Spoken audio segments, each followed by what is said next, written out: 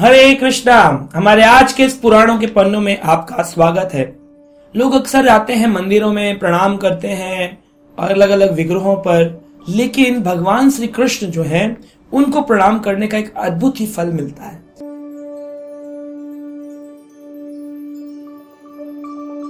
आइए आज सुनते हैं भगवान श्री कृष्ण को प्रणाम करने का क्या अद्भुत फल भगवान ने पुराणों में बताया। स्कंद पुराण में एक श्लोक आता है जहां पर ब्रह्मा जी और यमराज के बीच में ये संवाद हो रहा है। आइए सुनते हैं क्या कहा गया। कहते हैं, एको अपि गोविंद कृतः प्रणामः शत अश्वमेघा वृभवतेन तुल्यः यज्ञस्य कर्ता पुनरिति जन्म हरे प्रणामो न पुनर्भवाय। एको अपि गोविंद कृतः प्रणाम। अगर एक बार भी जीवन काल में गोविंद कृतः, गोविंद भगवान श्री कृष्ण के हमने दंडवत प्रणाम कर दिया, यानी कि दोनों हाथों को आगे करके और पूरा अष्ट अंग भगवान के प्रति अपने पृथ्वी पर लगाए, दंडवत जिसे कहते हैं, दंडे के समान गिर जाना। अगर हमने एक बार भी, पुरुषों को दंडवत और स्त्रियों को पंचांग प्रणाम, 5 अंग पृथ्वी पर लगने चाहिए। अगर हमने ये किया, एको अपि गोविंद कृतः प्रणामो, एक बार भी जीवन में ठाकुर जी को प्रणाम किया हो तो कितना फल मिलता है? शत अश्वमेघ यज्ञ, यानी अश्वमेघ यज्ञ जो बड़ा ही पावरफुल, बड़ा शक्तिशाली यज्ञ होता है, भगवान राम ने किया था अश्वमेघ यज्ञ। यानी एक घोड़े के ऊपर लिखना होता है, मैं अश्वमेघ यज्ञ कर रहा हूं, अगर कोई राजा इसके खिलाफ है तो मुझसे युद्ध करे। और फिर घोड़े को छोड़ दिया जाता है पृथ्वी में, जहां रोक दिया जाए वहीं युद्ध किया जाएगा, उस राजा को शरणागत किया जाएगा। और उसके बाद जब पूरी पृथ्वी पर चक्रवर्ती राज्य हो जाता है, सम्राट बन जाता है, तब उसका एक अश्वमेघ यज्ञ पूर्ण होता है। यहां पर कितने अश्वमेघ यज्ञ हैं? शत अश्वमेघ यज्ञ, यानी कि आप देखिए हजारों शतमेघ यज्ञ, यानी कि एक बार प्रणाम किया जाए तो 100 अश्वमेघ यज्ञ उसके पूर्ण हो जाते हैं। और कहते हैं अगर किसी ने 100 अश्वमेघ यज्ञ पूर्ण कर लिए तो उस व्यक्ति को सीधी इंद्र की गद्दी प्राप्त हो जाती है। इंद्र की गद्दी मिल जाएगी। इंद्र घबरा जाता है 100 अश्वमेघ यज्ञ करने वाले को। तो हमेशा देखा गया जिन्होंने अश्वमेघ यज्ञ प्रारंभ किए उनके 99 यज्ञ पर ही इंद्र आकर के घोड़ा चोरी कर लेते हैं। कहते हैं नहीं कहीं पूर्ण हो गया तो मेरी गद्दी चली जाएगी, घबराते हैं। जैसे यहां पर हमारे नेता 5 साल की गद्दी के लिए घबराते हैं, इंद्र अपनी शाश्वत गद्दी के लिए घबराते हैं। तो इस प्रकार से ये भाव बना रहता है। स्वर्ग में भी भय बना रहता है। केवल वैकुंठ ऐसा है जहां भय नहीं रहता। देवताओं में भी भय बना रहता है क्योंकि वो कृष्ण शरणागत नहीं हुए। तो क्योंकि कृष्ण शरणागत हो जाता है, भय रहित हो जाता है। और साथ में 100 अश्वमेघ यज्ञ का फल मिलता है एक बार प्रणाम करने से।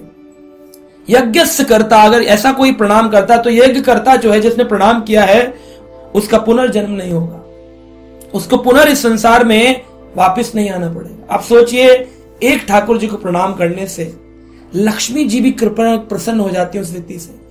लक्ष्मी जी भगवान कृष्ण के वक्ष दल पर वास करती हैं, और जैसे ही देखते हैं कि कोई व्यक्ति भगवान को प्रणाम कर रहा है, स्वतः ही कूद करके उस व्यक्ति पर कृपा करने के लिए आतुर हो जाती है कि इसके जीवन में कोई कष्ट ना रहे, कोई धन हानि ना हो, इसका धनहीन ना हो, इसको सब कुछ दे दूं मैं। क्यों? क्योंकि कृष्ण को प्रणाम कर रहा है।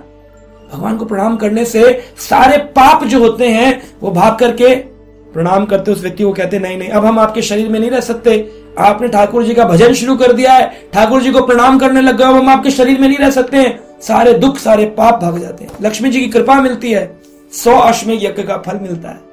जैसे कोई व्यक्ति अगर किसी होटल में जाए और जाकर के अपनी गाड़ी, बड़े 5 स्टार होटल, 7 स्टार होटल में गाड़ी खड़ी करे, तो जो शॉफर होते हैं, शॉफर ड्रिवन कार होती है, ड्राइवर उतरता है, वैले पार्किंग मिलती है, वहां पर आकर के वैले वाला आपकी गाड़ी ले जाएगा पार्किंग में। और जैसे आप एंट्री करेंगे, दरबान खड़ा होगा लंबे कद का, तुरंत जोर से सल्यूट मारेगा आपको। तो जो पैसे वाला व्यक्ति है वो निकाल करके 500 रुपए देगा। एक सल्यूट मारने पर 500, 1000, 5000 जो मिलना चाहे उसको धन प्राप्त होता है एक सल्यूट पर। यानी कि एक रईस व्यक्ति एक सल्यूट मारने वाले को एक सल्यूट पर धन दे सकता है। ठाकुर जी से ज्यादा रईस कोई है संसार में पैसे वाला? भगवान का नाम क्या है? सहस्त्र लक्ष्मीपति। ऐसे जो प्रभु हैं, अखिल ब्रह्मांड नायक, ऐसे जो भगवान है, अखिल ब्रह्मांडों के हेड हैं, supreme personality of God head, इनको अगर कोई सल्यूट मारे, दंडवत प्रणाम करे, तो ये क्या धन नहीं देंगे? एक गार्ड धन प्राप्त कर सकता तो एक भक्त धन प्राप्त नहीं कर सकता। फिर आपके मन में प्रश्न होगा कि भक्त के पास तो ज्यादा धन होता नहीं है। वो होता नहीं क्योंकि भक्त चाहते नहीं। धन हो जाने से आसक्ति हो जाती है संसार की, इसलिए भक्त कहते हैं साईं इतना दीजियो जामे कुटुंब समाए, मैं भी भूखा ना रहूं साधु ना भूखा जाए। मुझे ज्यादा की आवश्यकता नहीं है, बस भक्तों का प्रसाद हो जाए, मैं रात को भजन कर लूं, इस शरीर में आत्मा प्राण बने रहे, इतना ही चाहिए। ये भक्त मांगते नहीं है। अगर भक्त मांगे, एक बार इच्छा व्यक्त कर दे, भगवान इतनी लाइन लगा देंगे, इतनी लाइन लगा देंगे। ध्रुव महाराज ने केवल 6 महीने भजन किया, भगवान ने 36,000 साल का राज्य प्रदान के हेड बना दिया पूरी पृथ्वी का, और बाद में उनके लिए एक लोक बना दिया, ध्रुव लोक। तो भगवान तो बड़े कृपालु हैं, देना चाहे तो हजारों हाथों से देते हैं भगवान। रखने की जगह नहीं मिलती, कहां रखूं? लेकिन भक्त चाहता नहीं है, वो उसकी अपनी इच्छा, कहता नहीं ठाकुर जी बस ज्यादा हो जाने से आसक्ति हो जाती है, संसार में रहने का मन करता है, हमारा रास्ता गलत हो सकता है, हम तो बस आपका भजन करना चाहते। इसलिए भक्तों के पास नहीं होता ज्यादा। लेकिन चाहे तो खाली प्रणाम करने से हमें अश्वमेध यज्ञ का फल, लक्ष्मी जी की कृपा, पापों का समूल नष्ट हो जाना, यह अद्भुत कृपा ठाकुर जी की मिलती है। तो आशा करते हैं आप भी जाएंगे और भगवान कृष्ण को अवश्य ही अपना प्रणाम समर्पित करेंगे। हरे कृष्ण।